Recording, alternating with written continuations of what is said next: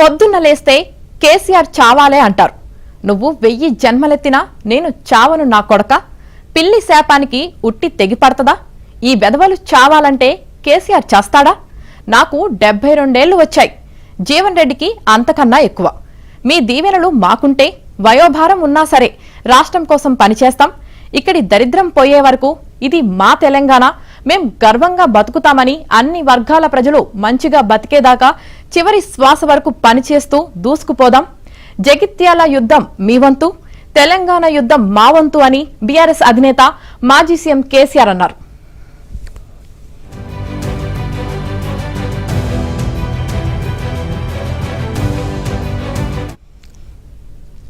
కాంగ్రెస్ హయాంలో అన్ని స్కామ్లే తప్ప ఎటువంటి అభివృద్ధి లేదని, అన్ని వర్గాలను మోసం చేశారని ఆరోపించారు.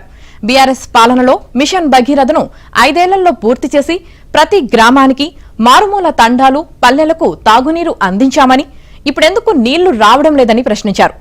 ఏడాదిలోపు 24 గంటలు కరెంటు ఇచ్చినాం.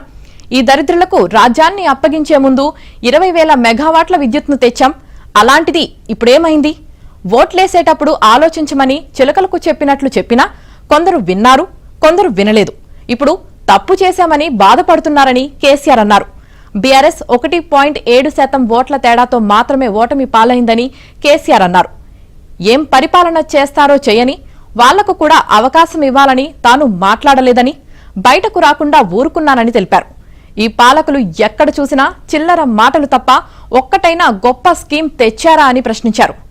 అన్నింటా తెలంగాణను నెంబర్ 1లో నిలిపామని, అలాంటి రాష్ట్రం ఇప్పుడేమైందని అన్నారు. ఉమ్మడి రాష్ట్రంలో తెలంగాణను అన్ని రంగాల్లో వెనుకబాటుకు గురిచేశారని, సాగునీటి వనరులు లేక రైతాంగం బతుకుదెరువు కోసం ఇతర చోట్లకు వలస వెళ్లే పరిస్థితి ఉండేదని, పాలమూరు జిల్లాలోని 90% యువత ముంబైకి పనుల కోసం వెళ్లేవారని గుర్తు చేశారు.